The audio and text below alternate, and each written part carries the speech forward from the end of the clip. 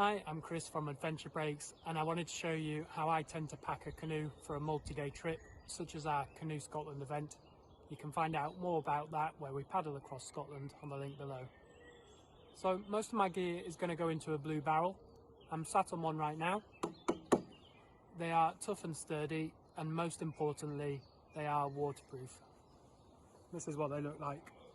Very briefly, I'm going to run through some of the names of the parts of a canoe. The back is called the stern, the front is called the bow. We've got the bow seat, the stern seat.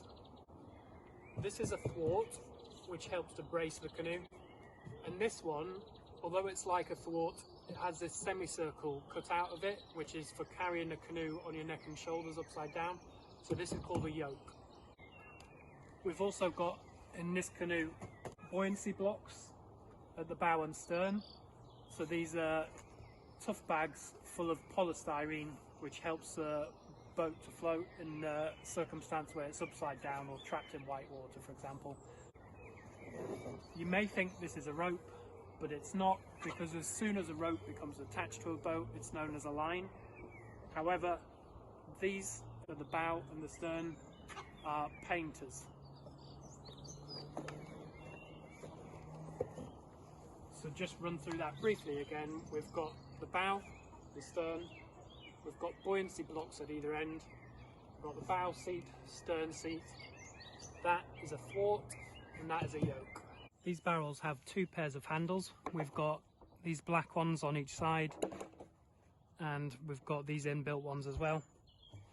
To open this barrel up, we've got three components: the barrel itself, which is blue, the black lid, and this metal clasp, which is joining them both together. This is the handle for the clasp to open it up. I tend to put one hand on the opposite side, then hold the handle and ease it open. If you continue then to push this part of the handle round, it will expand and you can drop it down over the top of the barrel and let go. That'll just sit there. So here we've got the lid, and you can see it's got a white rubber ring all the way around, which is what makes it watertight when the lid is on and the clasp is on. To give you a bit of an idea of volume, these are 60 litres. I'm going to pack it with some fairly standard camping gear. So we've got a two-person tent, a sleeping mat, an inflatable sleeping mat, a stove, cook set and gas, and a sleeping bag. Now I'm also going to put, this is just another sleeping bag, but that's a proxy for my clothing.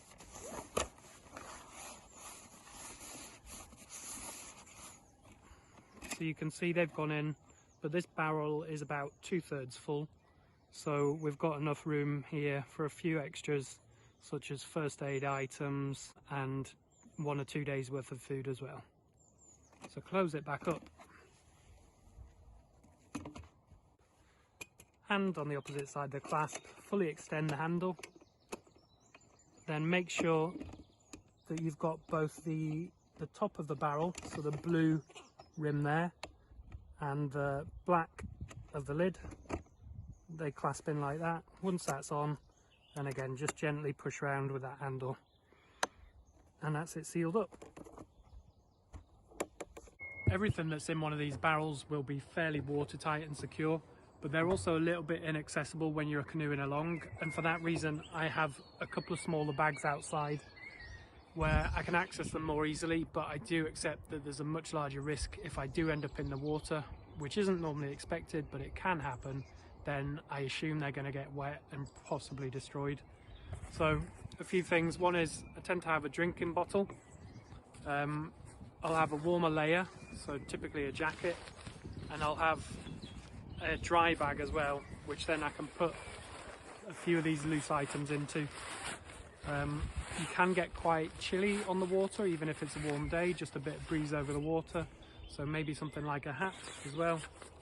And then what I can do, these dry bags are great, I'll include a link to them below. You just roll those up and they'll clip on pretty much to sort of anything on the canoe, and you're unlikely to lose that, and it should help keep things dry for a little while as well, and everything's neat and tidy. The other thing I like to have is a dry bag rather than a dry box. These are fairly inexpensive. I've had this one for a good 10 years. And you can just put a few bits of sandwiches and your drink container in here, and that's fairly accessible. They just zip up.